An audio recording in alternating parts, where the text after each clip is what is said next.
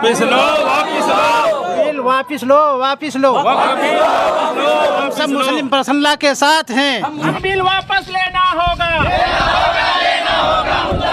तरमीमी bill काला कानून वापस लेना होगा, बिल 2024 वापस लो, सरकार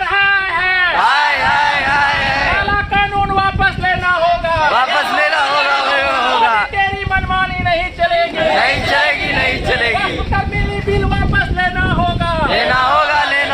मुस्लिम पर्सनल लॉ बोर्ड की तरफ से एक ऐलान किया गया था कि जुमे के दिन काली पट्टी बांध कर, जो आप मेरे बाहों पे देख रहे हैं, इन सारे लोगों के दिखाइए कि सब ने काली पट्टी बांध कर आज जुमे की नमाज अदा की है। इसका मकसद मात्र एक ही है कि वक्फ बोर्ड है, जिनके पास ज़मीनें हैं, उन ज़मीनों के खिलाफ सरकार की एक आवाज़ है कि उनसे वो ज़मीनें छीनी जाए। उस वक्फ बिल के खिलाफ जो विरोध प्रदर्शन है, काली पट्टी बांधकर आज जुमा के दिन देश के हर कोने से, हर मस्जिद के बाहर आपको ये प्रदर्शन मिल जाएगा, हर मदरसे के बाहर, हर दरगाहों के बाहर, हर खानकाह के बाहर, यानी जितने भी वक्फ की ज़मीनें आती है, हर जगह आज जुमा के दिन इस तरह का विरोध प्रदर्शन आपको मिलेगा। वो इसलिए क्योंकि आज वक्फ की जो ज़मीनें छीनी जा रही है, जो योजनाएं बना रही है सरकार की, उनकी ज़मीनें छीनी जाए, उसके खिलाफ आज विरोध प्रदर्शन है। और पूरे देश में एक तगड़ा प्रदर्शन चल रहा है काफ़ी दिनों से, जंतर मंतर पर, फिर पटना में गर्दनी बाग पर, पूरे देश में हर जगह आज वो विरोध प्रदर्शन,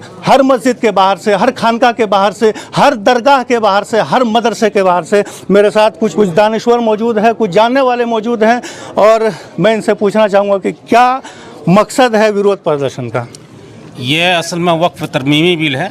आपको ये हम बता देना चाहते हैं कि औकाफ की जो ज़मीन है हिंदुस्तान में, ये सबसे ज़्यादा है। रेलवे के बाद अगर सबसे ज़्यादा ज़मीनें हैं, ये औकाफ की ज़मीन है, यानी ये मुसलमानों के लिए वक्फ किया गया है पहले हमारे आबा व अजदाद ने। और ये ज़मीनें सरकार इसको गलत तरीके से, गलत ढंग से एक बिल लाई है और उसके ज़रिए से अपने कब्ज़े में करना चाहती है, और कब्ज़े में करके फिर अपने तेई इसको अपने हिसाब से उसको जहाँ चाहे, जिस तरीके से चाहे, जिसमें सर्फ करना चाहे कर सकती है।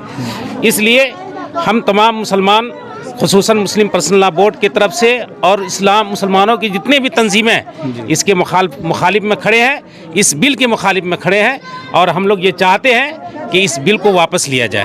बिल्कुल, आप कुछ कहना चाहेंगे? जी हाँ, हमारे बस यही सभी का ये दावा है कि वक्फ बिल वापिस लो, वापिस लो, वापिस लो, वापिस लो, बिल वापिस लो, वापिस लो। हम सब मुस्लिम पर्सनला के साथ हैं। हम मुसलमान हैं।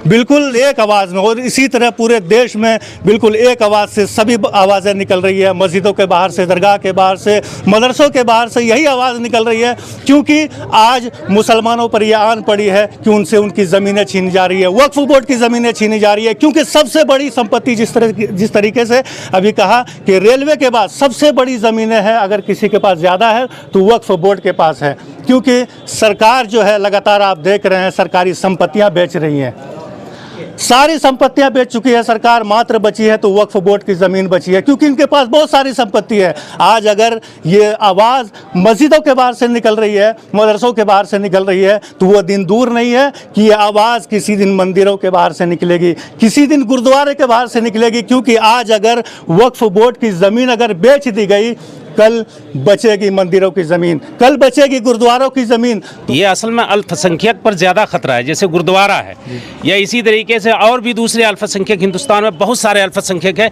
इनके ऊपर ज़्यादा खतरा है। अकलियत पर ज़्यादा खतरा है, अक्सरियत पर कोई खतरा नहीं है। अक्सरियत के लिए कानून बन रहा है, और इसी के लिए कानून बन रहा है ताकि ये चीज़ ला करके हम पेश करें और अक्सरियत के लिए मुनाफे में लाएँ। और एक बात हम बताएं कि ये कानून जो है, हमारा ये मांग है कि जिस तरीके से किसी गुरुद्वारे का मिल्कियत जो होती है, उनकी औकाफ की जो मिल्कियत होती है, तो वो सिख होता है। हिंदू के मंदिर का जट वगैरह का जो मिल्कियत जो होती है, या उसके जो मेम्बरान होते हैं, वो हिंदू होता है। लेकिन औकाफ की ज़मीन में गैर मुस्लिम क्यों, ये लोग क्यों? ये बड़ा एतराज़ है, इन चीज़ों में ये बड़ा एतराज़ है। इसलिए इन चीज़ों, ये कानून सही नहीं है। हम लोग वापस का मांग करते हैं कि वक्फ तरमीमी बिल को वापस लिया। जो ब्लैक पट्टी लगाए हैं दाहिने हाथ, आप देना चाह रहे हैं पैगाम सरकार को? देखिए, हम लोग हर चीज़ बर्दाश्त कर सकते हैं। हमारे शरीयत में, हमारे दीन में ये मरकज़ की और तानाशाही सरकार इंटरफेयर कर रही है, जो दखल अंदाजी कर रही है। हम मर जाएंगे, लेकिन हम अपने शरीयत में दखलंदाजी बर्दाश्त नहीं करेंगे।